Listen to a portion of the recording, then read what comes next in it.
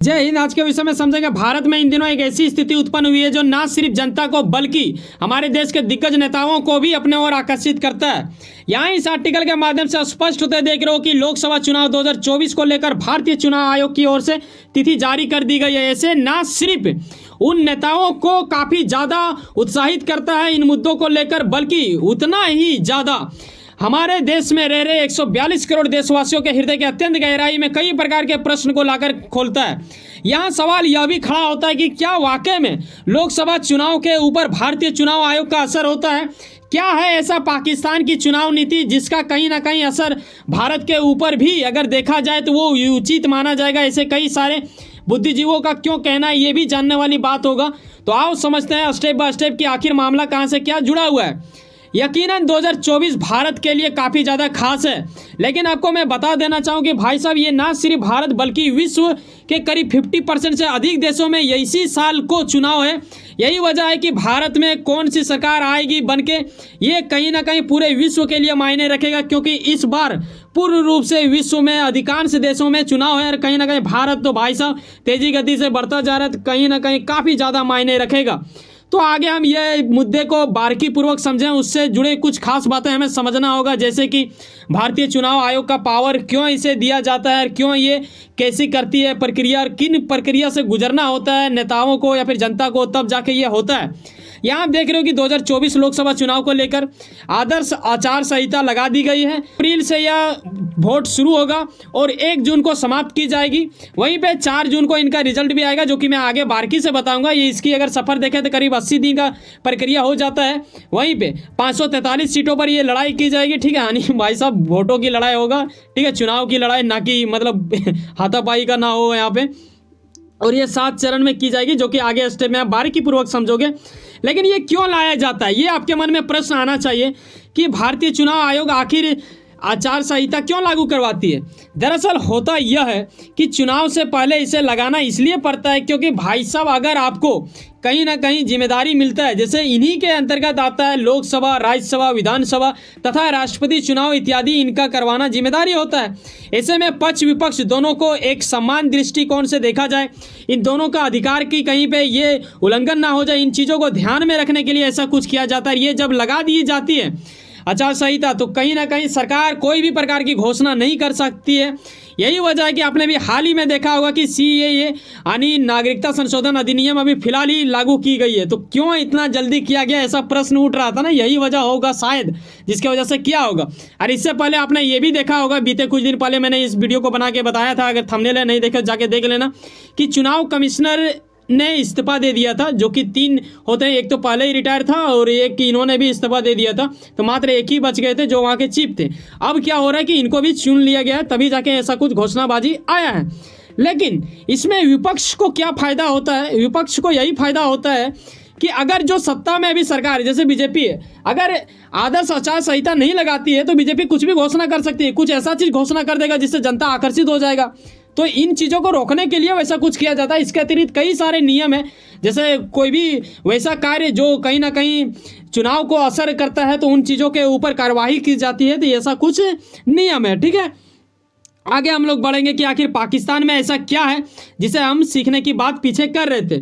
देखो, वाहियातों से भरा इस्लामिक धर्म मानने वाला एक छोटा सा देश पाकिस्तान यूँ तो हमारे देश के विपरीत हमेशा भोगता रहता है, लेकिन कहीं ना कहीं इनके यहाँ पे कुछ अच्छी बातें भी होता है, जैसे कि हमारे यहाँ पे चुनाव से पहले ऐसा कुछ लगा दिया जाता है, ठीक है, आचार संहिता। लेकिन पाकिस्तान में बिल्कुल कुछ अलग होता है। विश्व के कुछ देशों में से पाकिस्तान भी आता है जहाँ पे केयर टेकर सरकार बना दी जाती है, यानी वहाँ जो वर्तमान पीएम है, जैसे कि अभी हमारे यहाँ पे प्रधानमंत्री मोदी जी है, तो मोदी जी अगर उस नियम को अगर यहाँ पे लागू करते हैं तो अभी उनको इस्तीफा दे देना पड़ता है और किसी और को चुनना पड़ता है, वो वहाँ पे तब तक पीएम रहते हैं जब तक ये चुनाव हो नहीं जाता है। पाकिस्तान में दरअसल ऐसा कुछ किया जाता है, वहाँ की जो सरकार होती है, जो पीएम होता है वो इस्तीफा देते हैं, कोई दूसरा सरकार बनता है, दूसरा कोई पीएम बनता है कुछ महीनों के लिए, जब तक चुनाव पूर्ण रूप से खत्म ना हो जाए। चुनाव से 1-2 माह पहले ही केयर टेकर पीएम चुन ली जाती है। वो बात अलग है भाई साहब कि इनके यहाँ पे चुनाव तो होता है नाम के लिए, बाकी होता है खिलवाड़, क्योंकि आपने देखा ही होगा क्या हो रहा था इन दिनों, मतलब मजाक का रूप बन चुका था पाकिस्तान का चुनाव।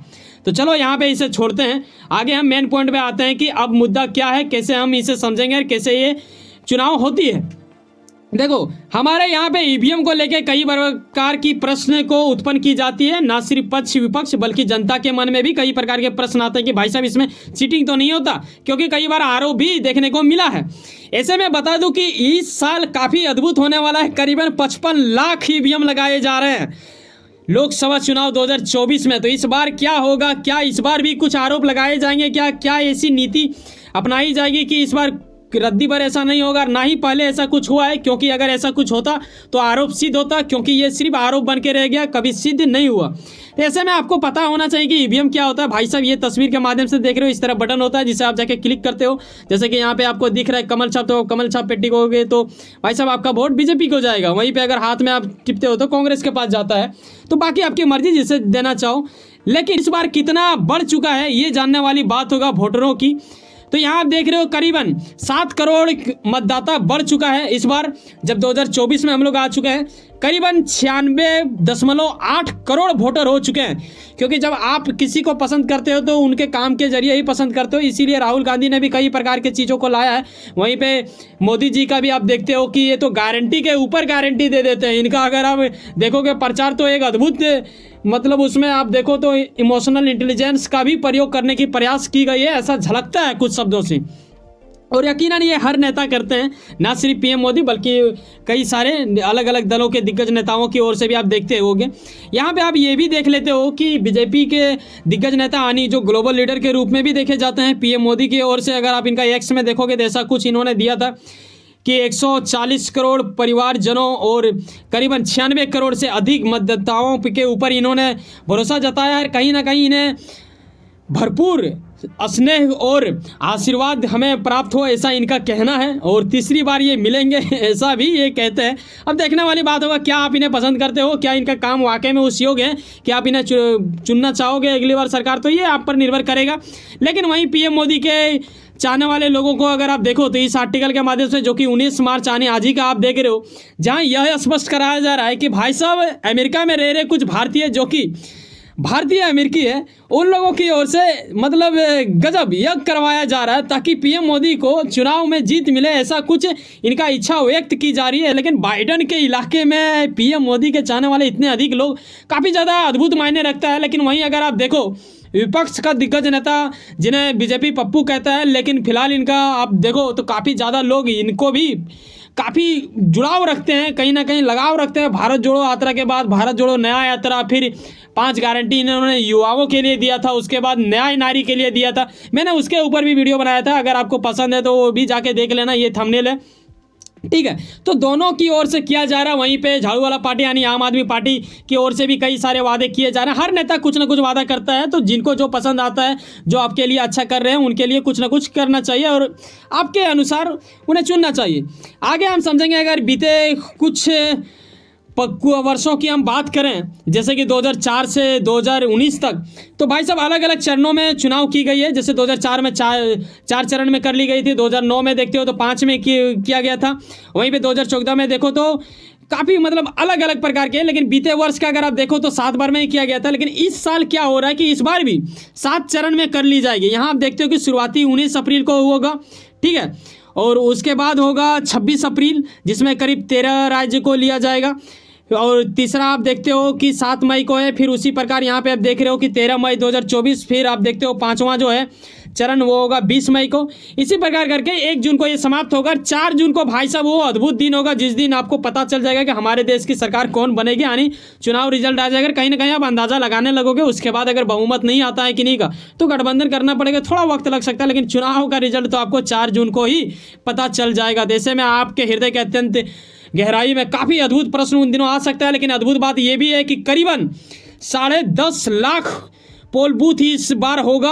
और इसमें करीब आप देखो तो सरकारी कर्मचारी, जिसमें आप देखते हो कि कई प्रकार के ऑफिसर्स को भी लागू कर दिया जाता है काम करने के लिए यहाँ पे। उसका अगर संख्या की बात करें तो करीब 1.5 करोड़ बताया जा रहा है, जिसका कहीं ना कहीं भारतीय चुनाव आयोग उनका सहयोग लेंगे तभी ये चुनाव मुमकिन हो पाएगा। ऐसे में मैं हूं भारत, आपको भी समझना चाहिए कि आप हैं भारत। इसी वोट, इसी उंगली के तहत आप भारत का निर्माण करते हैं। तो एक अच्छा व्यक्ति को चुन के लाएं। जहां तक मैं समझता हूं आप भी इस चीज़ से सहमत होंगे। वैसे सुनो ना कहीं कुछ ना कुछ काम करते होंगे, लेकिन अपने काम के प्रति काफी ज्यादा उम्मीद रखते होंगे। यकीनन आपका मेहनत आपका मंजिल पर क्या मिला। वैसे सुनो ना, सब्सक्राइब कर लो, वर्ल्ड अफेयर्स पॉलिटिक्स और जुड़े रहो। वैसे चलो मिलते हैं किसी नेक्स्ट वीडियो। बाय, जय हिंद, जय भारत।